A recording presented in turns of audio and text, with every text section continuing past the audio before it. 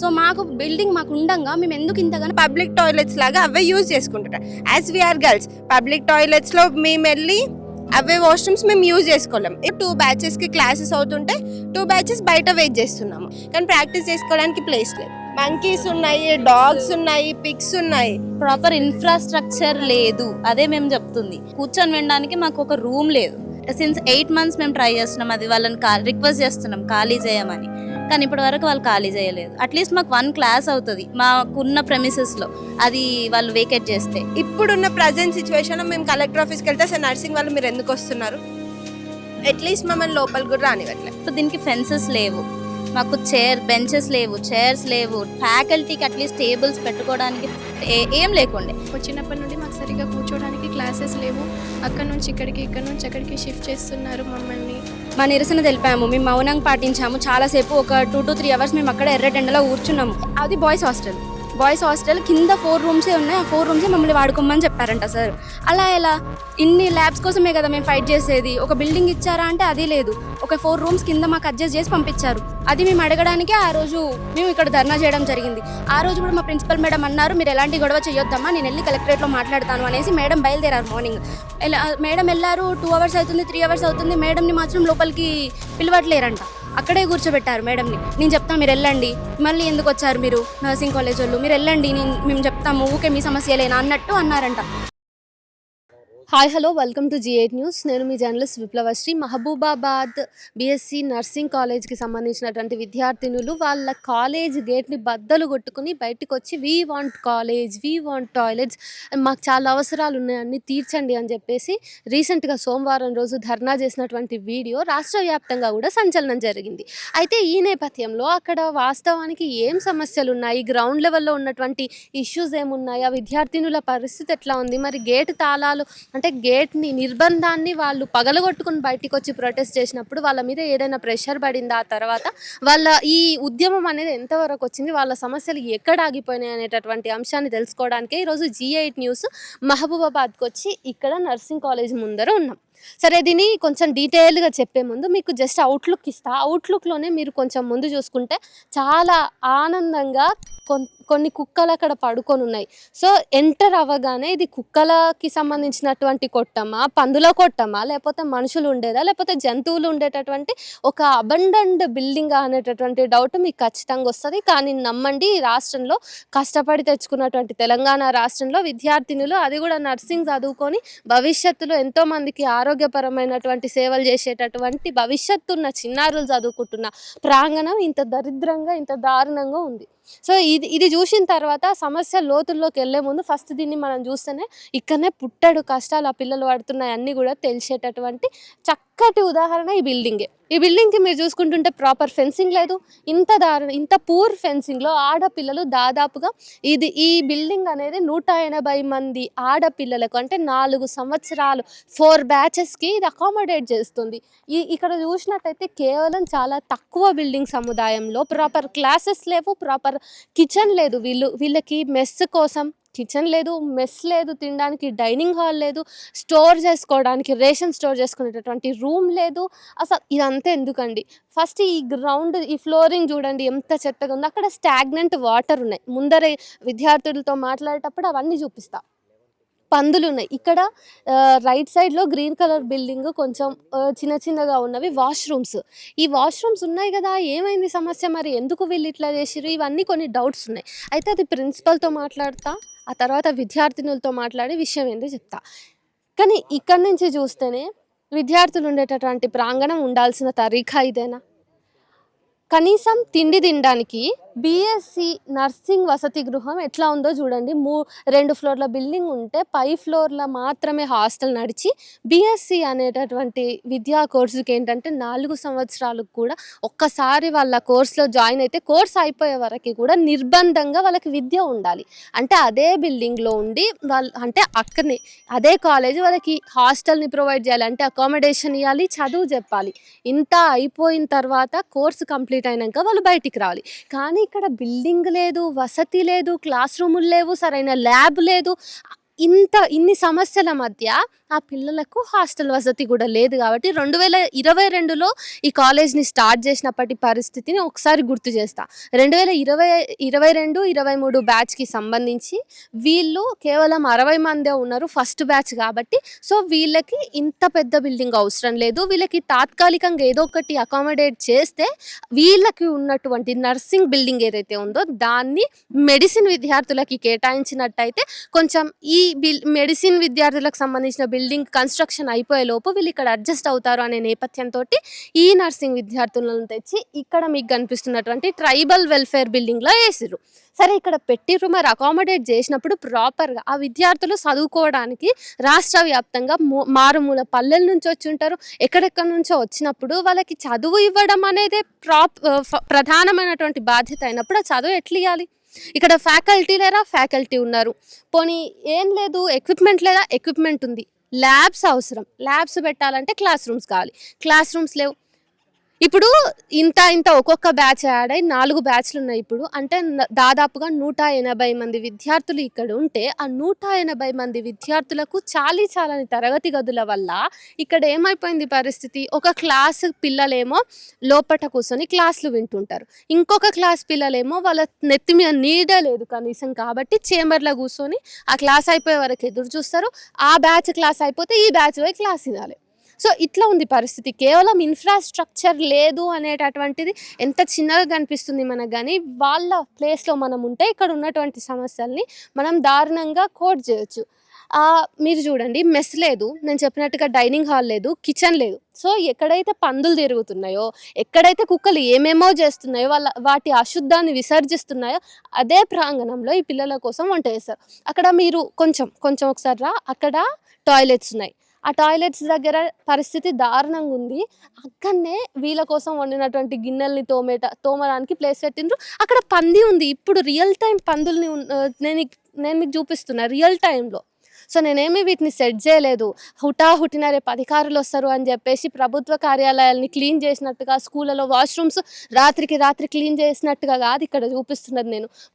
మొన్న అంత పెద్ద ధర్నా జరిగిన తర్వాత కూడా ఇంత దారుణంగా పరిస్థితులు ఉన్నాయంటే ధర్నాకి ముందు పరిస్థితులు ఎట్లా ఉన్నాయి అనే దానికి ఒక అంచనాకు మీరు వస్తే ఇక్కడ ఉన్న సీన్ మొత్తం మీకు అర్థమవుతుంది.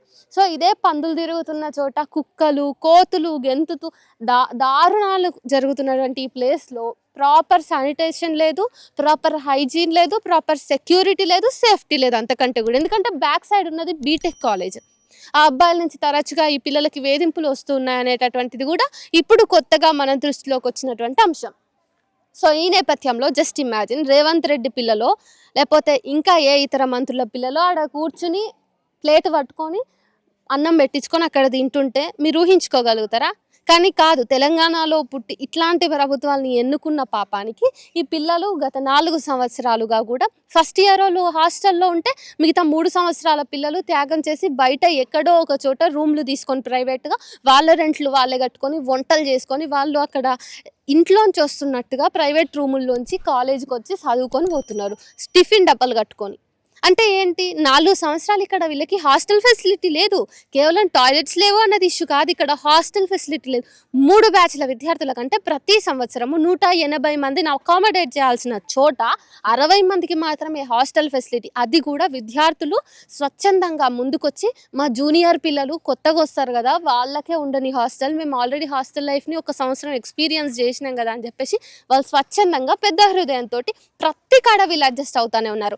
మెడిసిన్ పిల్లల కోసం వీళ్ళ బిల్డింగ్ ఇచ్చిర్రు. వాళ్ళకి బిల్డింగ్ ఇచ్చిన తర్వాత వీళ్ళు నిలువ నీడ లేకుండా ఇట్లా చెట్ల కింద కూర్చోవాల్సి వస్తుంది, ఆ మురికిలో కూర్చొని తిండి తినాల్సి వస్తుంది. అసలు ఆ తిండిలో మరి వాళ్ళు తిండి బాగానే ఉంటుందని విద్యార్థులు అంటున్నారు, కానీ విద్యార్థుల పైన ఉన్నటువంటి ప్రెషర్ని అంచనా వేసిన తర్వాత పాపం వాళ్ళకి చూస్తేనే ఇన్ని కష్టాలు ఉన్నాయి, వాళ్ళు చెప్పుకుంటే ఇన్ని కష్టాలు ఉన్నాయి, కానీ వాళ్ళు చెప్పకుండా ఉన్నటువంటి సమస్యలు ఎన్ని ఉన్నాయి అనేటటువంటి ప్రశ్న కూడా వస్తుంది. సో ఇంత దారుణమైనటువంటి పరిస్థితుల్లో ఈ కాలేజ్ ఉన్నప్పుడు ఆ ధర్నాకి సంబంధించిన విజువల్స్ చాలా లిమిటెడ్గా కనిపిస్తున్నాయి. గ్రౌండ్ లెవెల్కి వస్తే ఇంకెక్కువ సమస్యలు కనిపిస్తున్నాయి. ఒకసారి ప్రిన్సిపాల్తో మాట్లాడతా, ఆ తర్వాత పిల్లలతో మాట్లాడి మీకు వాళ్ళ సమస్యల్ని నేరుగా వినిపించే ప్రయత్నం చేస్తా. నర్సింగ్ కళాశాల విద్యార్థులతోనే మాట్లాడి తెలుసుకుందాము. వాళ్ళు ఇచ్చినటువంటి నినాదాలు రాష్ట్ర వ్యాప్తంగా కూడా ఇంకోలాగా పోర్ట్రే అయినాయని చెప్పేసి ఒక వైపు నుంచి మాటలు వినిపిస్తున్నాయి. మరి ఇంతకీ అక్కడ ఏం జరిగింది? వీళ్ళకి ఏ అవసరాలు ఉన్నాయి? ప్రభుత్వ పరంగా కూడా వీళ్ళకి అందాల్సినవి అందట్లేదా? లేకపోతే ఇక్కడ సమస్యలేంటి? ఇవన్నీ కూడా తెలుసుకోవడానికి వచ్చినాం కదా. అందులో భాగంగా మనం ఇక్కడ ఉన్నటువంటి స్టూడెంట్స్తో మాట్లాడదాము. మీరు 4th ఇయర్ కదా? అవును, మేము 4th ఇయర్. అయితే అక్కడ మెయిన్‌గా ఫోకస్ అయింది టాయిలెట్స్ అని. మీరు అంటున్నారు టాయిలెట్స్ కాదు అని. అసలు ఏం జరిగింది ఆ రోజు? ఆ రోజు మేము ప్రొటెస్ట్ చేసింది కరెక్టే.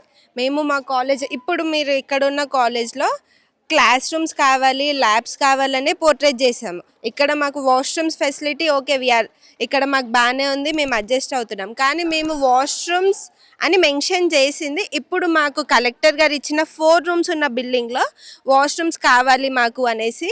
ఇప్పుడు ఉన్నాయి, అందులో కూడా వాష్రూమ్స్ ఉన్నాయి, కానీ అవి పక్కన ఉన్న ఆర్టీఓ ఆఫీస్ వాళ్ళు, అలాగే పక్కన ఉన్న గిరిజన భవన్ వాళ్ళు, అక్కడికి వచ్చే పబ్లిక్ వాళ్ళందరూ పబ్లిక్ టాయిలెట్స్ లాగా అవే యూజ్ చేసుకుంటారు. యాజ్ వీఆర్ గర్ల్స్ పబ్లిక్ టాయిలెట్స్లో మేము వెళ్ళి అవే వాష్రూమ్స్ మేము యూజ్ చేసుకోలేం. ఇఫ్ బయట అంటే వీ కెన్ అడ్జస్ట్.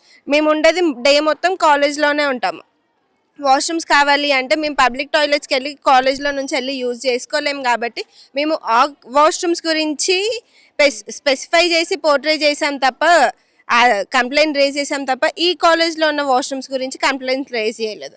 అక్కడ ఉన్న ఎలక్ట్రిసిటీ సప్లై కోసం, వాటర్ సప్లై కోసం, వాష్రూమ్స్ సెక్యూరిటీ కోసము మేము ఆ బిల్డింగ్ గురించి కంప్లైంట్ చేసాం. ఇప్పుడున్న బిల్డింగ్లో ఓన్లీ క్లాస్ రూమ్స్ లేవు, మా క్లాస్ రూమ్స్ కానీ ల్యాబ్స్ కానీ లేవని మాత్రమే, ఇక్కడ మాకు కావాల్సిన ఫెసిలిటీస్ లేవు, ఇవి ప్రొవైడ్ చెయ్యండి అనేసి ఇక్కడ కంప్లైంట్ రేజ్ చేసాం. అయితే ఈ బిల్డింగ్ ఏంటి మీకు? ఇక్కడ ఈ సముదాయం మొత్తం బిల్డింగ్స్ ఉన్నాయి. ఇక్కడ అంతా ఎక్కడ చూసినా మీ యూనిఫామే కనిపిస్తుంది. సో ఇన్ని ఉన్నప్పుడు మీకు ఇంకా ఏం కావాలని ఈ ఫైట్ మొత్తం? ఇన్ని అంటే మీరు చూస్తే ఓన్లీ 1 ఫ్లోర్లో 4 రూమ్స్ మాత్రమే ఉన్నాయి. Only this one was college, ఇది మొత్తం హాస్టల్ మాత్రమే. Only this is the college. అందులో కింద స్టాఫే ఉంటారు. కింద staff, administrative office room, principal chamber కింద సెట్ చేసేసుకున్నాం. పైన ఉన్న 4 రూమ్స్లలో 2 rooms class rooms, 2 rooms labs. కానీ మేము ఉంది 4 బ్యాచెస్. ఆ 4 బ్యాచెస్ మేము 2 క్లాస్ రూమ్స్లలో అడ్జస్ట్ కాలేము.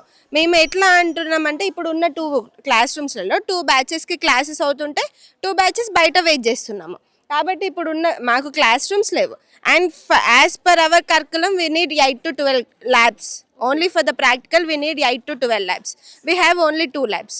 We have the equipment for the practice చేసుకోవడానికి మాకు కావాల్సిన ఎక్విప్మెంట్ ఉంది, సప్లై ఉంది, కానీ ప్రాక్టీస్ చేసుకోవడానికి ప్లేస్ లేదు. అయితే మీ వెనుక ఉన్న బిల్డింగ్లో మొత్తం 2 ఫ్లోర్స్ ఉన్నాయి. అది హాస్టలా? దాని విషయం ఏంటి? ఇది హాస్టల్. కింద మాకు ఇక్కడ లైబ్రరీ రూమ్ ఉంటుంది, ఒక రూమ్ మీరు చూసుకుంటే వ్యాక్సిన్ స్టోర్ ఉంటుంది. ఈ మిగతాది ఒక రూమ్ని మేము స్టోర్, కిచెన్కి, మెస్, స్టోర్ రూమ్ కోసం యూజ్ చేసుకున్నాం. ఇక్కడ బయట ఉంటే మంకీస్ ఉన్నాయి, మీరు చూడొచ్చు, ఫుల్ మంకీస్ ఉన్నాయి, డాగ్స్ ఉన్నాయి, పిగ్స్ ఉన్నాయి. ఇక్కడ బయట పెట్టుకుంటే మేము ఆ స్టోర్ని మేము సేవ్ చేసుకోలేకపోతున్నాము అనేసి ఒక రూమ్ని స్టోర్ రూమ్కి ఇచ్చేసుకున్నాం. పైన చూసుకుంటే ఈ లాస్ట్ వాష్రూమ్స్. ఎన్ని వాష్రూమ్స్ ఉన్నాయి? వాష్రూమ్స్ ఉంటాయి. ఆ పైన వాష్రూమ్స్కి 4 ఉంటాయి, 4 బాతింగ్ ఉంటాయి. ఈ 3 రూమ్స్ మాత్రమే hostel facility. Per batch 60 members ఉన్నాం. 60 మెంబర్స్ 3 రూమ్స్లో అడ్జస్ట్ అవుతున్నాం. ఇప్పుడున్న అక్కడ అడ్జస్ట్ అవుతాం. ఈ కింద ఇప్పుడు మాకు ప్రాక్టికల్ ఎగ్జామ్స్ అవుతున్నాయి కాబట్టి ప్రాక్టికల్ ఆస్కీ రూమ్స్ కోసం ఈ కింద ఉన్న రూమ్స్ని ల్యాబ్స్కి పెట్టేసుకొని యూజ్ చేసుకుంటున్నాం. పైన హాస్టల్, కింద లైబ్రరీ, మెస్ ఉంటుంది. సో మీకు ల్యాబ్స్ ఇప్పుడు సఫిషియెంట్గా ఉన్నదా? ఇప్పుడు కూడా లేదు. We want 8 to 12 labs, but we have only 2 labs. ఇప్పుడు కూడా 2 ఉన్నాయి. ఇప్పుడు ఇక్కడ 2 ఆల్రెడీ ఎక్విప్మెంట్స్ పెట్టేసుకున్నాం, అందులో ప్రాక్టీస్ చేసుకోవడానికి లేవు. ఇప్పుడు ఈ 2 రూమ్స్ కూడా మేము ప్రాక్టికల్ కోసం మాత్రమే వాటిని ఎంటీ చేసేసుకొని యూజ్ చేసుకుంటాం. యాజ్ నార్మల్గా అయితే అవి హాస్టల్ వాళ్ళకే స్టడీ అవర్స్కి కింద రూమ్స్ ఖాళీ చేసుకొని ఉంటున్నాం. హాస్టల్లో కూడా మేము 4 బ్యాచెస్, మా బీఎస్సీ నర్సింగ్ ప్రకారం 4 బ్యాచెస్, ఎన్ని బ్యాచెస్ ఉంటే అన్ని బ్యాచెస్ హాస్టల్లోనే ఉండి వీ షుడ్ కంటిన్యూ ఆ స్టడీ. కానీ మాకు బిల్డింగ్ లేక ఓన్లీ వచ్చిన ఫ్రెషర్స్ ఒక్క బ్యాచ్ని మాత్రమే హాస్టల్లో పెట్టేసుకొని మిగతా 3 బ్యాచెస్ బయట ఉంటున్నాం. మేము ఫస్ట్ ఇయర్ వాళ్ళకి మాత్రమే, వాళ్ళు కొత్త కాబట్టి వచ్చినప్పుడు వాళ్ళకి ఇక్కడ ఏరియా తెలియదు అనేసి ఒక ఫస్ట్ ఇయర్ వాళ్ళని అందులో పెట్టేసి బయట అందరం ప్రైవేట్ హాస్టల్స్లలో రూమ్స్ మా సెల్ఫ్గా మేము రూమ్స్ తీసుకొని బయట ఉంటున్నాము. మీరు చెప్పండి. అంటే అందరూ హాస్టల్‌లో ఉండి మాత్రమే ఈ విద్యను అభ్యసించాలన్నప్పుడు, మరి 3 బ్యాచ్‌లు బయట ఉండడానికి, అందులో మీరు గూడా బయట ఉంటున్న థర్డ్ ఇయర్ గాబట్టి, మీరెందుకు అంత సాక్రిఫైస్ జేయాలనుకుంటున్నారు? అంటే ఎందుకు కాంప్రమైజ్ అవ్వటం? ప్రభుత్వ కాలేజ్ అయినప్పుడు అన్ని ఎమ్యూనిటీస్ మనకివ్వాలి గదా! మీరెందుకు ఆ దిశగా ఫైట్ చేయలేదు? ఇప్పుడు గూడా మీరు హాస్టల్ గావాలని గొడవ పడట్లేదు గదా! అంటే మేము వచ్చినప్పుడు బిల్డింగ్ మాకు ఇంకా అవుతుంది, అక్కడ మనం వెళ్ళొచ్చు అక్కడికి, ఈరోజు కాకుండా రేపు వస్తుంది బిల్డింగ్ అన్న హోప్ తోటి మేము ఉన్నాము. కానీ వెళ్ళే కొద్దీ డేస్ ఎక్స్టెండ్ అవుతున్నాయి, ఇక్కడ పెరుగుతున్నారు, స్ట్రెంగ్త్ అవ్వట్లేదు. మేము అక్కడికి వెళ్ళడం అనేది పోస్ట్ పోన్ అవ్వకుంటూ వచ్చింది. అయితే సరే మనం అడుగుదాం కలెక్టర్ సార్ని, మా బిల్డింగే కాబట్టి మేము ఈ రోజు కాకుండా రేపు అడిగినా మాకు వస్తుంది అన్న నమ్మకంతో మేము ఇన్ని రోజులు సైలెంట్గా ఉన్నాం. కానీ జూనియర్స్ వచ్చిన వాళ్ళు దూరం నుంచి పేరెంట్స్ వాళ్ళందరినీ పంపిస్తారు కాబట్టి మేము ఒకరి తర్వాత ఒకరం అందరం వెకేట్ చేయడం జరిగింది. అంటే పేరెంట్స్ కూడా కొంచెం నమ్మకం ఉండాలి, దూరం నుంచి వచ్చారు పిల్లలు, మా తర్వాత మాకు కొంచెం 1 ఇయర్ ఇక్కడ మేము ఎక్స్పీరియన్స్ అయినాం. సో మేము ఇప్పుడు బయటికి వెళ్తే మేము ఉండగలుగుతాం, బయట మేము చూసుకోగలుగుతాం. ఇప్పుడు వచ్చే బ్యాచెస్కి వాళ్ళకి అంత అవగాహన లేదు, ఈ ఏరియా పట్ల కొంచెం లేదు. అంటే బయటికి వెళ్తే ఎలా ఉండాలి, ఇక్కడ కొంచెం అడ్జస్ట్ చేసుకోవడం, మేనేజ్ చేసుకోవడం వాళ్ళకి ఇబ్బంది అవుతుంది అనేసి వాళ్ళని ఇక్కడ ఉంచి మేము వెళ్ళాం. నెక్స్ట్ ఇంకో బ్యాచ్ వచ్చినా కూడా మా జూనియర్స్ బయటికి రావాల్సిందే, ఒకరి తర్వాత ఒక్కొక్కరం హాస్టల్ ఎక్స్పీరియన్స్ తీసుకుంటూ మేము అందరం బయటికి రావడం జరుగుతుంది. అయితే ఇప్పుడు ఈ బిల్డింగ్ మీది గాదా? ఇది మాది కాదు, ఎవరిది? ట్రైబల్ వెల్ఫేర్ వాళ్ళది. మాకు అప్పుడు పాత కలెక్టర్ సార్ ఉన్నప్పుడు మాకు జస్ట్ ఇందులో ఉండి క్లాసెస్ అన్నీ కంటిన్యూ చేసుకోవడానికి టెంపరీగా మాకు ఇచ్చారు అప్పుడు సార్. అయితే ఇక్కడ ఫుడ్ పెడతారు హాస్టల్ వాళ్ళకి కదా, ఆ ఫుడ్ ఎట్లా ఉంటుంది? ఫుడ్ చాలా బాగుంటుంది ఇక్కడ, ఫుడ్ బాగుంటుంది, ఫుడ్ చాలా బాగుంటుంది. ఓకే, మీకు ఇంకా ఇవి కాకుండా ఇంకా ఏ సమస్యలు ఉన్నాయి? అకాడమిక్స్ పరంగా స్టాఫ్ ఉన్నారా? మాకు స్టాఫ్ ఉన్నారు, మాకు సరిపడా స్టాఫ్ ఉన్నారు, మాకు అన్నీ కరెక్ట్గా జరుగుతున్నాయి క్లాసెస్ పరంగా. కాకపోతే లిటిల్ బిట్ డిస్టర్బెన్స్ కాదు, అది చాలా హైజీన్. నాకు ఒక హాఫ్ అన్ అవర్ డిస్టర్బెన్స్ అవుతుంది. మీరు ఒకసారి ఇక్కడ చూసుకుంటే కూడా హైజీన్ పరంగా ఎంత లో క్వాలిటీలో ఉంది. మనం ఒకసారి అక్కడ కూడా వెళ్దాం. మీరు నాకు ప్లీజ్ కైండ్లీ మీ వాష్రూమ్స్ని కూడా ఒకసారి చూపించండి. సో సరే, ఇది కొంచెం ఫీమేల్ ఎక్కువ అంటే గర్ల్స్ ఉన్నారు కాబట్టి మరీ మీకు విస్తారంగా చూపించకపోయినా బయట చూసినా కూడా ఒక గవర్నమెంట్ ఇన్స్టిట్యూషన్ రన్ చేయాల్సిన ప్రిమిసెస్ ఇట్లా ఉన్నాయి అంటే ఇంకా ఏం చెప్పాలి ఈ రాష్ట్రంలో విద్యా వ్యవస్థ గురించి. ఆడపిల్లలకి చాలా గైనిక్ ఇష్యూస్ ఉంటాయి, హైజీన్గా వాళ్ళు లేకపోతే వాళ్ళకి ఆల్రెడీ ఉండే న్యాచురల్ ఇష్యూస్తో పాటు ఇవన్నీ కూడా అడిషనల్ ఇష్యూస్ అవుతాయి కదా. పైకి ఇది టాయిలెట్స్ అనే మాటలు వినబడ్డాయి, కానీ మీ ఇన్స్టిట్యూషన్లో చాలా ఇష్యూస్ కనిపిస్తున్నాయి. మీరు కూడా స్టార్టింగ్లో ఏం లేవు అన్నట్టుగానే ఉన్నారు, కానీ డిగ్ చేస్తున్న కొద్దీ మీరు చాలా మంచి వాళ్ళే కాంప్రమైజ్ అవుతున్నట్టు అనిపిస్తుంది. అండ్ మీకు ప్రాపర్ ప్రిమైజెస్ లేదు, గ్రౌండ్ మంచిగా లేదు, మంకీస్ ఉన్నాయి, మొత్తం డాగ్స్ ఉన్నాయి. ఫుడ్ అంటే మీరు అక్కడ వాళ్ళు కుక్ చేస్తారు మీల్స్, వీళ్ళకి మీల్స్ ప్రిపేర్ చేసే ప్లేస్ అది. ఇక్కడ పందులు ఉన్నాయి, కుక్కలు ఉన్నాయి, మంకీస్ వస్తున్నాయి, ఇవి చుట్టూ చెత్త చెదారము, ప్లాస్టిక్ అంతా. ఇది ఎట్లా ఉంది? ఇది ఒక విద్యా వ్యవస్థ నడిచేటటువంటి ప్రాంగణంగా విద్యార్థులు ఇలాంటి వాతావరణంలో ఎట్లాంటి విద్యను అభ్యసిస్తారు? పైగా వీళ్ళ కోర్స్ ఎలాంటిది? వీళ్ళ ఆరోగ్యానికి సంబంధించిన ఒక ప్రతిష్టాత్మకమైన కోర్సు చదువుకుంటుంటే వాళ్ళ హాస్టల్ ప్రాంగణం ఇట్లా ఉంది. వాళ్ళ ఫుడ్ని సెక్యూర్ చేసుకోవడానికి ఒక చిన్న గదిని అలాట్ చేసుకొని అక్కడ వాళ్ళ రేషన్ని స్టోర్ చేసుకోవడం, ఇదంతా చూడండి. అంటే తెలంగాణ సర్కారు ఏవేవో మేము మళ్ళీ రెనోవేట్ చేస్తామని చెప్పేసి పురాతనమైన లేదంటే చారిత్రాత్మకమైన భవంతుల్ని కూల్చి, ఫర్ ఎగ్జాంపుల్ ఈరోజు మహబూబాబాద్కి రావాల్సిన నేపథ్యంలోనే నేను సికింద్రాబాద్ రైల్వే స్టేషన్ని సందర్శించినప్పుడు అంత చారిత్రాత్మకమైనటువంటి బిల్డింగ్ని కూడా కూలగొట్టి రినోవేట్ చేస్తామని చెప్పిర్రు కదా. ఆ రినోవేషన్కి మీరు కోట్లు కుమ్మరిస్తున్నప్పుడు, అంత బాగున్న చోట్లని అంత రిపేర్ చేయాలని చూస్తున్నప్పుడు, అంత చిత్తశుద్ధి ఉంటే కనుక విద్యార్థుల జీవితాలని కదా బాగు చేయాల్సింది. అమ్మాయిలు ఉంటారు, ఇదే ప్లేస్లో మీ ఎమ్మెల్యేల బిడ్డల్ని కానీ మీ మంత్రుల బిడ్డల్ని కానీ చదివిస్తారా? అది కూడా వైద్యానికి సంబంధించినటువంటి కోర్సు. ఇంత చెత్త పూర్ లెవెల్ ఆఫ్ హైజీన్లో విద్యను అభ్యసిస్తున్నారు. ఇక్కడ కూర్చొని వాళ్ళు తినాలంటే జస్ట్ ఇమాజిన్, మీ పిల్లల్ని ఇక్కడ కూర్చోబెట్టి తినిపిస్తారా మీరు? ఒక వారం రోజులు ఈ కాలేజ్కి పంపించండి, ఈ పిల్లలందరినీ మీ పిల్లల్ని చదివిపించే బడులకు పంపించండి. ఒకసారి మనము కొంచెం లోపలికి వెళ్ళి చూద్దాం. ఇది అమ్మాయిలు ఉంటున్న వసతి గృహం కాబట్టి నేను ఎక్కువ చొరవ తీసుకొని లోపలికి వెళ్ళలేకపోవచ్చు, కానీ ఎన్ని సమస్యలు కనిపిస్తున్నాయి. స్టాఫ్ ఉన్నారు, ఎక్విప్మెంట్ ఉంది, విద్యార్థులు ఉన్నారు, ప్రాపర్గా అన్నీ ఉండి కూడా వీళ్ళకి అకామిడేషన్ ఇచ్చేటటువంటి బిల్డింగ్ లేదు, ఇన్ఫ్రాస్ట్రక్చర్ లేదు. ఫండ్స్ రావడానికి ఏమవుతుంది? వీళ్ళకి ఇన్ని అవసరాలు ఉన్నప్పుడు ప్రభుత్వం ఎందుకు లేనిపోని పనులు పెట్టుకుంటుంది? సరే, ఇప్పుడు మళ్ళీ మనం రెజ్యూమ్ అవుదాం. వాష్రూమ్స్ని చూడడానికి ధైర్యంగానే ఉంటుందా? ప్రభుత్వ కళాశాల కదా. యా, లోపల ఉన్న వాష్రూమ్స్ మాత్రం okay. Daily at least 2 times morning and afternoon clean చేయడం జరుగుతుంది. మాకు అదే చెప్తున్నాం మేము, మాకు స్టాఫ్ ఉన్నారు, అవుట్ సోర్సింగ్ వాళ్ళు ఉన్నారు, టీచింగ్ వాళ్ళు ఉన్నారు, ఎవ్రీథింగ్ ఈజ్ గుడ్. మాకు ప్రాపర్ ఇన్ఫ్రాస్ట్రక్చర్ లేదు, అదే మేము చెప్తుంది. మాకు స్టాఫ్ ఉన్నారు, మాకు చదువు చెప్పే వాళ్ళు ఉన్నారు, కానీ మేము అక్కడ కూర్చొని వినడానికి మాకు ఒక రూమ్ లేదు. ఇక్కడ హాస్టల్ బిల్డింగ్లో ఇదంతా చూసుకుంటే అక్కడ డిస్ట్రిక్ట్ వ్యాక్సిన్ స్టోర్ ఉంది, అది మనకు సంబంధించింది కాదు, అది ఎక్స్టర్నల్. అది ఖాళీ, అట్లీస్ట్ ఆ రూమ్ ఖాళీ చేస్తే మేము ఒక క్లాస్ రూమ్ పెట్టుకోవచ్చు, మాకు ఒక క్లాస్ రూమ్ వస్తుందని. అది ఖాళీ చేయమన్నా కానీ ఇప్పటి వరకు ఖాళీ చేయలేదు వాళ్ళు. సిన్స్ 8 months మేము ట్రై చేస్తున్నాం, అది వాళ్ళని రిక్వెస్ట్ చేస్తున్నాం ఖాళీ చేయమని, కానీ ఇప్పటి వరకు వాళ్ళు ఖాళీ చేయలేదు. అట్లీస్ట్ మాకు 1 class అవుతుంది మాకున్న ప్రెమిసెస్లో, అది వాళ్ళు వేకేట్ చేస్తే, కానీ ఇప్పటి వరకు వాళ్ళు వేకేట్ చేయలేదు. మీకు ఉన్న ఎవరైతే ఫ్యాకల్టీ ఉన్నారో, ప్రిన్సిపల్ కావచ్చు, అదర్ సబ్జెక్ట్ టీచర్స్ కావచ్చు, వీళ్ళకి మీకు మధ్య కోఆర్డినేషన్ ఎట్లా ఉంది? ఇన్ని ఇష్యూస్ ఉన్నాయి కదా, వాళ్ళు మీ దగ్గర ఈ ఇష్యూస్ని సార్ట్ అవుట్ చేయటంలో వాళ్ళు మీకు ఎలాంటి హెల్ప్ ఆర్ వాళ్ళు ఎలాంటి చొరవ చూపించిర్రు? మాకు మా మేడమ్స్ తోటి ఎటువంటి ప్రాబ్లమ్స్ లేదు. మేడమ్స్కి మాకు coordination is okay. Principal madam కూడా ఎన్ని ఫెసిలిటీస్ చూస్తున్నారు, ఇప్పుడున్న ఇక్కడ ఇష్యూస్ చూస్తున్నారు. ఫెసిలిటీస్ కోసం చాలాసార్లు మా మేడమ్స్ కూడా, మా ఫ్యాకల్టీ మేడమ్స్ వెళ్ళారు, principal madam from 2-3 years principal madam వెళ్తూనే ఉంటారు. మ్యాక్సిమం 1 week ఒకసారైనా కలెక్టర్ ఆఫీస్కి వెళ్తారు, కంపల్సరీ వెళ్తున్నారు, అడుగుతున్నారు. ఇప్పుడున్న ప్రజెంట్ సిచ్యువేషన్లో మేము కలెక్టర్ ఆఫీస్కి వెళ్తే అసలు నర్సింగ్ వాళ్ళు మీరు ఎందుకు వస్తున్నారు, మేము చెప్తాము వెయిట్ చేయండి అని అంటున్నారు. అట్లీస్ట్ మమ్మల్ని లోపలికి కూడా రానివ్వట్లే. 4 years అయింది కదా మీరు వెయిట్ చేస్తారు. 3 years. ఫ్యాకల్టీ గురించి మాట్లాడితే మా మేడం వాళ్ళు, principal madam and the faculty, they are trying so much. Actually ఇది 3 years ఎస్టాబ్లిష్మెంట్ అయ్యింది కాబట్టి అట్లీస్ట్ ఇట్లా ఉంది.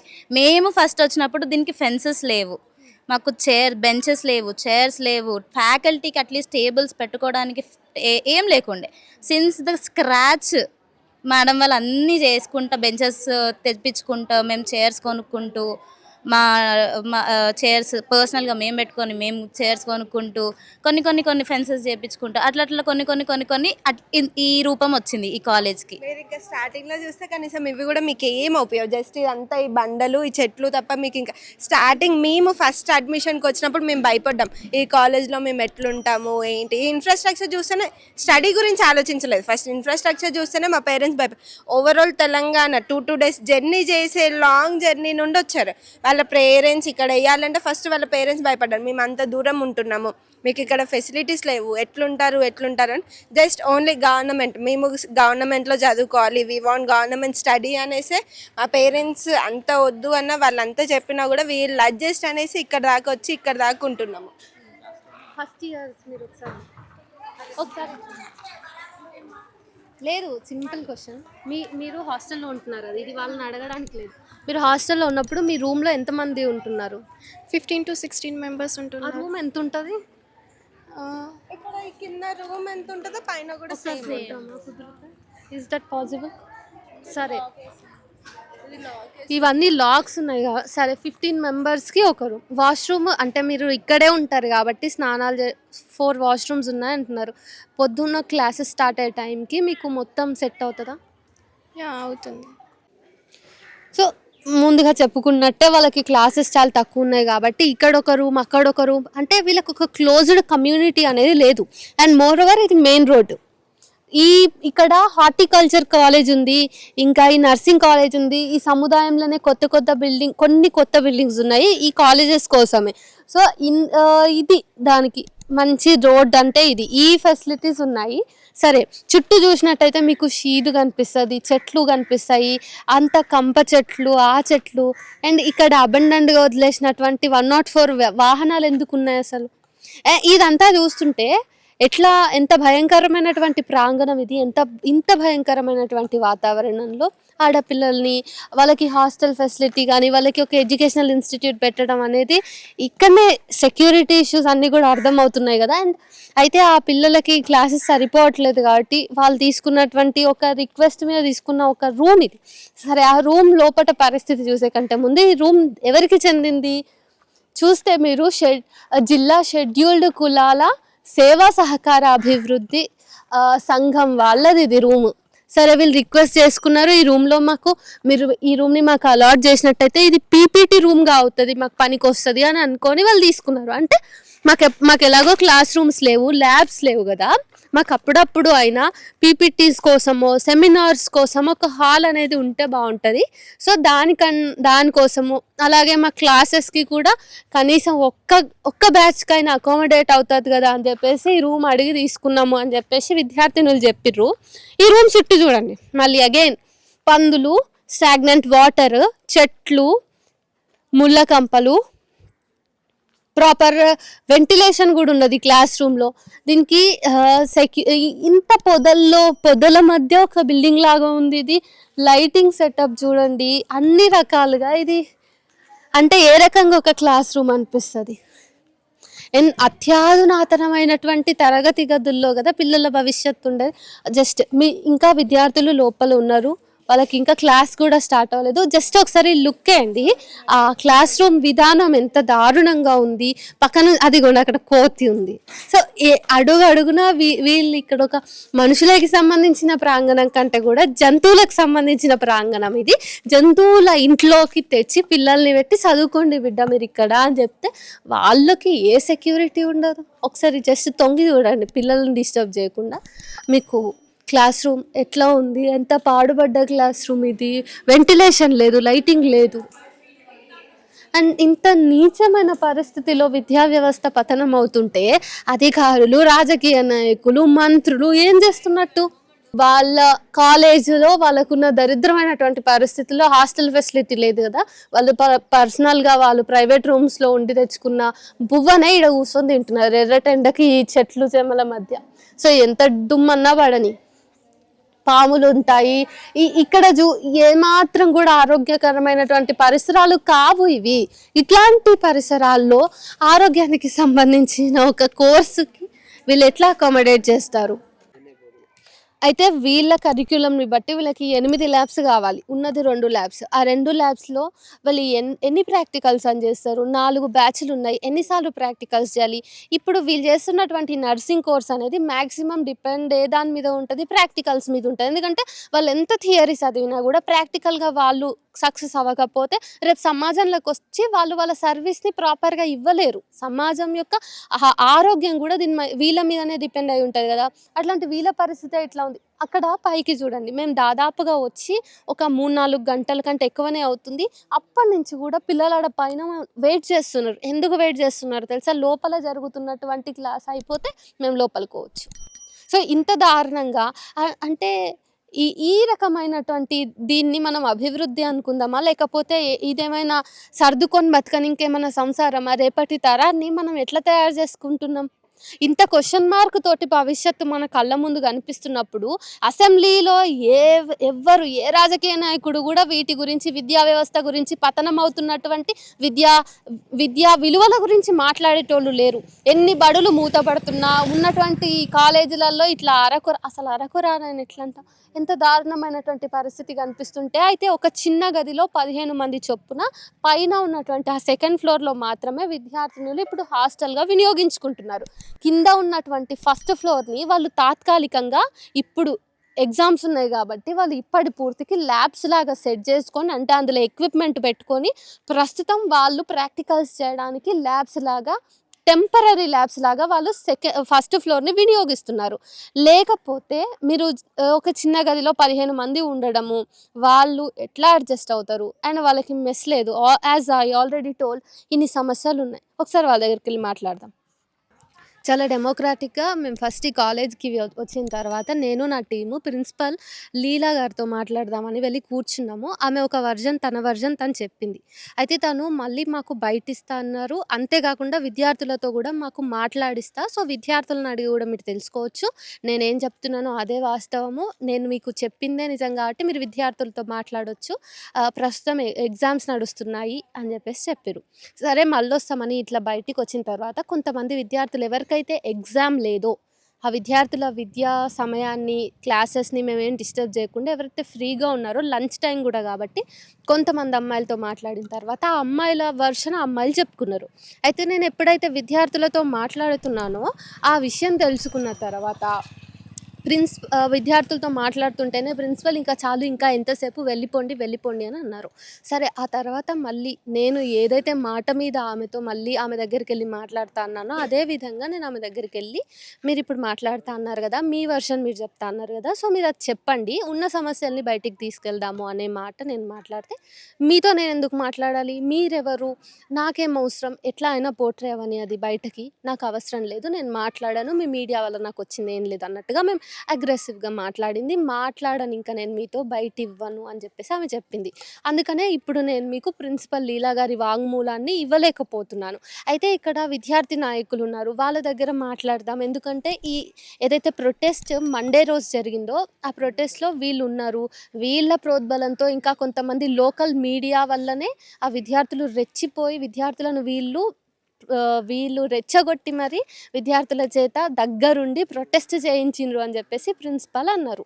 విద్యార్థులేమో కాదు, మాకు సమస్యలు ఉన్నాయి, మేము ఎప్పటి నుంచో ప్రొటెస్ట్ చేస్తున్నాం, మేము ఎప్పటి నుంచో అడుగుతున్నాం, ఎన్నోసార్లు రిప్రజెంటేషన్ ఇచ్చినాము కలెక్టర్ దగ్గర, అందులో భాగంగా ఉన్నప్పుడే వాళ్ళు వచ్చిర్రు అని చెప్పేసి ఎట్లాంటి మీడియా సంస్థలు కానీ విద్యార్థి సంస్థలు కానీ విద్యార్థి నాయకులు కానీ మమ్మల్ని ఎవ్వరు కూడా ఇన్ఫ్లుయెన్స్ చేయలేదు, మా సమస్యల వల్లే మేము ఆ రోజు ఆ ప్రొటెస్ట్ చేసినామని చెప్పేసి పిల్లలు చెప్పారు. సో ఇది రెండో పాయింట్ అన్నమాట, మనకి ప్రిన్సిపల్కి ఇక్కడ ఉన్నటువంటి విద్యార్థులకి మధ్య వచ్చినటువంటి విభేదం. సరే ఎవరైతే ప్రిన్సిపల్ కోట్ చేస్తున్నటువంటి విద్యార్థి నాయకులు అని ఆమె అన్నారో వాళ్ళు ఇప్పుడు మన దగ్గర ఉన్నారు, వాళ్ళ దగ్గర ఒకసారి మాట్లాడదాం. ఆ రోజు ఇంతకేం జరిగింది? Hello sir.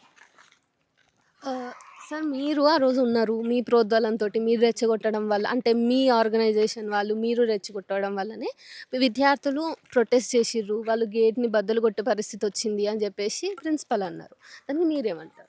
Okay madam, good afternoon. నా పేరు సూర్యప్రకాష్. నేను democratic student federation of India రాష్ట్ర కోశాధికారిగా పనిచేస్తున్నాను.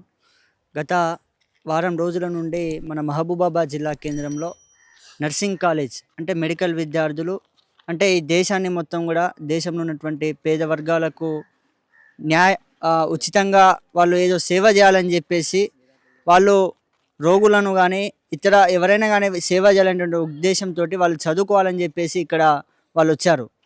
కానీ ఇక్కడ చదువుకోవడానికి, ఇక్కడ ఉండడానికి కనీస మౌలిక వసతులు లేనటువంటి పరిస్థితి చూస్తున్నాం. గత 3 సంవత్సరాల నుండి ఇదే బిల్డింగ్లో కొనసాగుతుంది. వాస్తవానికి వాళ్ళకి యాక్చువల్లీ వాళ్ళ సొంత భవనం అక్కడ మన మహబూబాబాద్ జిల్లా కేంద్రంలో అక్కడ ఉంది. అయినప్పటికీ వాళ్ళ భవనంలో వాళ్ళకు ఉంచకుండా ఇక్కడ వాళ్ళకు వేరే బిల్డింగ్ని షిఫ్ట్ చేసి అక్కడ ఎంబీబీఎస్ విద్యార్థులకు అక్కడ ఇచ్చారు. సరే ఓకే, ఏదేమైనప్పటికీ వాళ్ళు కూడా విద్యార్థులే, వీళ్ళు కూడా మెడికల్ విద్యార్థులే, పర్వాలేదు. కానీ వీళ్ళ కనీస మౌలిక వసతులు కల్పించాల్సిన ప్రభుత్వం ఇప్పటి వరకు వీళ్ళకు 3 సంవత్సరాల నుంచి వాళ్ళు ఇరుకు గదులలో వాళ్ళు తినడానికి తిండి అందులోనే, వాళ్ళు వాష్రూమ్స్ అందులోనే, వాళ్ళు పడుకోవడం అందులోనే, వాళ్ళు క్లాస్ రూమ్ వినడం అందులోనే ఉండేసరికి వాళ్ళు చాలా ఇబ్బందులకు గురయ్యేటువంటి పరిస్థితి వాళ్ళు ఉన్నారు. కాబట్టి వాళ్ళు 3 సంవత్సరాల నుంచి వాళ్ళు ఇబ్బందులు పడుతున్నారు. మనం వెళ్ళి సమస్య బయటికి ఇవ్వలేదు, అది వాళ్ళు స్వతహాగా మాకు ఈ సమస్య ఉందని చెప్పేసి వాళ్ళు స్వచ్ఛందంగా బయటకు వచ్చినటువంటి పరిస్థితి. వాళ్ళు మాకు ఈ సమస్యలు ఉన్నాయని చెప్పేసి వాళ్ళు 2 రోజుల క్రితం కలెక్టరేట్ ఆఫీస్లో వాళ్ళు స్వచ్ఛందంగా వాళ్ళే వెళ్ళి కలెక్టర్ ఆఫీస్ దగ్గర వెళ్ళి ముట్టడి చేశారు. కలెక్టర్ ఆఫీస్ ముట్టడి చేసినటువంటి తరుణంలో అక్కడ ఉన్నటువంటి కలెక్టర్ గారి సీసీ గారు వీళ్ళని, మన మెడికల్ విద్యార్థులను, నర్సింగ్ విద్యార్థులను బెదిరించడం జరిగింది. మీ ఐడి కార్డులు ఇవ్వండి, మేము కలెక్టర్తో మాట్లాడి మిమ్మల్ని డిస్క్వాలిఫై చేస్తాం, అది చేస్తాం, బెదిరించారు. సరే ఏదైనప్పటికీ అక్కడ కలెక్టర్ ఆఫీస్కి వెళ్ళినా కూడా వాళ్ళ సమస్య పరిష్కారం కాలేదు. స్థానిక కలెక్టర్ గారు ఎట్లుందంటే ఇక్కడ పరిస్థితి, స్థానిక కలెక్టర్ గారికి కన్నతల్లికి బంగారం తిండి పెట్టినట్టు పిన్నతల్లికి బంగారం పెట్టినట్టు కలెక్టర్ గారి పరిస్థితి ఉంది. ఇక్కడ ఏ విద్యార్థుల సమస్యలు వచ్చినా కూడా, ఏ మెమోరాండం ఇచ్చినా కూడా పట్టించుకున్నటువంటి పరిస్థితి కలెక్టర్ గారు. ఇంకో 2-3 రోజుల్లో కలెక్టర్ గారు కూడా వెళ్ళిపోతా ఉన్నారు. కలెక్టర్ గారు కూడా ఇక్కడ విద్యార్థుల పరిస్థితికి ఏమాత్రం పట్టించుకున్నటువంటి పరిస్థితి. గత 3 సంవత్సరాల నుంచి కూడా కలెక్టర్ కొనసాగుస్తున్నారు. గత 3 సంవత్సరాల నుంచి కూడా ఇదే బిల్డింగ్లో కొనసాగుతున్నారు. కానీ ఈ కలెక్టర్ గారు ఏనాడు వచ్చి కూడా ఇక్కడ విద్యార్థుల సమస్యలు ఉన్నాయని చెప్పేసి ఏనాడు కూడా విజిటింగ్ చేయనటువంటి పరిస్థితి ఈరోజు కలెక్టర్ గారికి ఉంది. కాబట్టి విద్యార్థులు వాళ్ళు స్వతహాగా మాకు ఈ సమస్యలు ఉన్నాయి, మా సమస్యలు పరిష్కారం చేయాలని చెప్పేసి వాళ్ళు స్వచ్ఛందంగా వాళ్ళు రోడ్డెక్కారు. మేము ఎక్కడ కూడా వాళ్ళని ఉసిగొల్పలేదు. వాళ్ళ సమస్య కాబట్టి వాళ్ళు బయటకు వచ్చారు. వాళ్ళ సమస్యకు మేము వచ్చి మద్దతు తెలిపినాం. మీకు ఏమైనా సమస్యలు ఉంటే మాకు చెప్పండి, మీకోసం మేము కొట్లాడతామని చెప్పేసి హామీ ఇచ్చినాం. కానీ విద్యార్థులను ఉసిగొల్పేటువంటి ప్రయత్నం మేము చేయలేదు. వాళ్ళు స్వచ్ఛందంగా వాళ్ళ గేట్లను నిర్బంధించినా కూడా వాళ్ళు వాళ్ళ ఆసనం కోల్పోయి మొత్తం కూడా గేట్లు బద్దలు కొట్టి బయటకు వచ్చి వాళ్ళు ధర్నా చేశారు. మీడియా వాళ్ళు వచ్చారు, మేము కూడా వాళ్ళకు సంఘీభావం తెలిపాం. ఇది విషయం. అయితే గేట్లకు తాళం వేయటం అనేది ఏ పార్టీ వాళ్ళేం చిన్న పిల్లలు కాదు కదా! ఇప్పుడు నిర్బంధించి మీరు ఇక్కడ ఉండండి, నేను ఏదో సాధించుకొస్తా అని చెప్పడానికి గేట్లకి తాళం వేస్తే దాన్ని మనం ఎట్లా చూడొచ్చు? విద్యార్థులు ఉంటున్నటువంటి అది కనీసం ఏంటి, పిల్లలు కాదు, వాళ్ళు చిన్న పిల్లలు కాదు, ఈమె తల్లి కాదు, గేట్లకి ఆమెనే తాళం వేసిన అని చెప్పేసి కూడా చెప్పింది. సో దీన్ని ఎట్లా చూడొచ్చు? వాస్తవానికి ఆ రోజు మేడం గారు, ప్రిన్సిపాల్ మేడం లీలాదేవి గారు ఇక్కడ ఉన్నటువంటి సమస్యల మీద వాళ్ళు కలెక్టర్ ఆఫీస్కి వెళ్ళారు. కలెక్టర్ ఆఫీస్కు వెళ్ళేటువంటి క్రమంలో ఇక్కడ గేట్ వేసి వెళ్ళిపోయారు. ఇక్కడ ఉన్నటువంటి సిబ్బంది కూడా బయటికి అంటే లోపలనే వాళ్ళు ధర్నా చేస్తున్నారు. పిల్లలు గేట్లు వేసేసారని చెప్పేసి లోపలనే ధర్నా చేస్తున్నారు. లోపల ఎంత మొత్తుకున్నా కూడా మనకు సమస్య అనేది బయటికి రావాలా. లోపల మొత్తుకుంటే ఆ 4 గోడల మధ్యలోనే, ఆ బిల్డింగ్ మధ్యలోనే ఉంటుంది. కాబట్టి బయటకు వచ్చి మీ పోరాటం బయటకు వచ్చి వినిపిస్తే ప్రజానికానికి గెలవాలి, ఇక్కడ ఉన్నటువంటి ప్రజాప్రతినిధులు గెలవాలి, ఇక్కడ ఉన్నటువంటి సమస్త మానుకోట జిల్లా ప్రజలు గెలవాలి, తెలంగాణ రాష్ట్రానికి మీ సమస్యలు తెలవాలనేటువంటి చెప్పే ఉద్దేశంతో అక్కడ ఉన్నటువంటి సిబ్బంది వాళ్ళందరూ కూడా నెడుతున్నటువంటి క్రమంలో అక్కడికి తాళం కూడా వేశారు. ఆ తాళం కూడా బద్దలు కొట్టి బయటకు వచ్చారంటే అది మామూలు విషయం కాదు. ఇది మొత్తం కూడా ఒక విప్లవాత్మకమైనటువంటి ఒక నిర్ణయంతో వాళ్ళకి సమస్య పరిష్కారం కావాలని చెప్పేసి వాళ్ళ అసహనానికి గురై చివరికి ఏం చేయలేక గేట్లు బద్దలు కొట్టి బయటకు వచ్చి ధర్నా చేసినటువంటి పరిస్థితి మనం చూసాము. మీరు చెప్పండి, ఈ మొత్తంలో ఏదైనా రాజకీయపరమైనటి లేదంటే అధికార పరంగా ఏదైనా ప్రెషర్ ఉండొచ్చా వీళ్ళ మీద?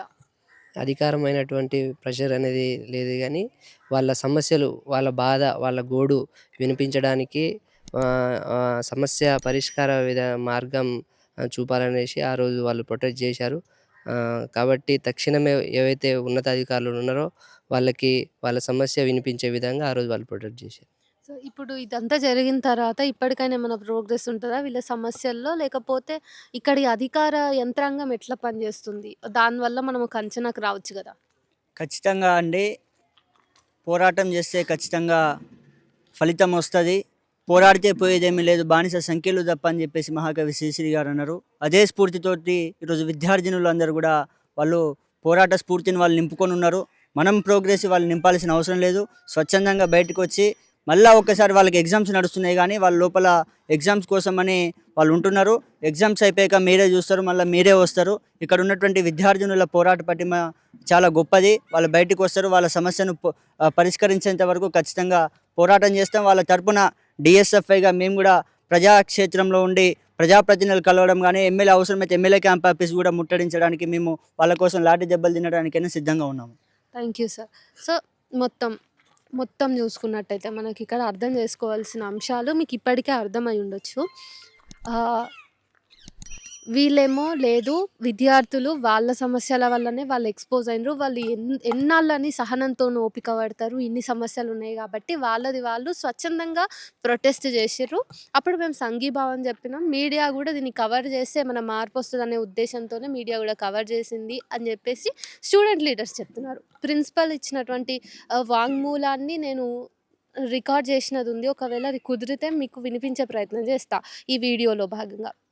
సో ఇట్లా ఉంది. తర్వాత ఈ కేసు ఏమవుతుంది, లేకపోతే వీళ్ళ సమస్యలు ఎక్కడి వరకు వస్తాయి, ఇవన్నీ కూడా వేచి చూడాల్సి ఉంది. దీన్ని మళ్ళీ ఫాలో అప్ చేద్దాము. దీని తర్వాత ఏం జరుగుతుంది అనే అంశాలు కూడా మేము మీతో పంచుకుంటాం. G8 న్యూస్ని చూస్తూ ఉండండి.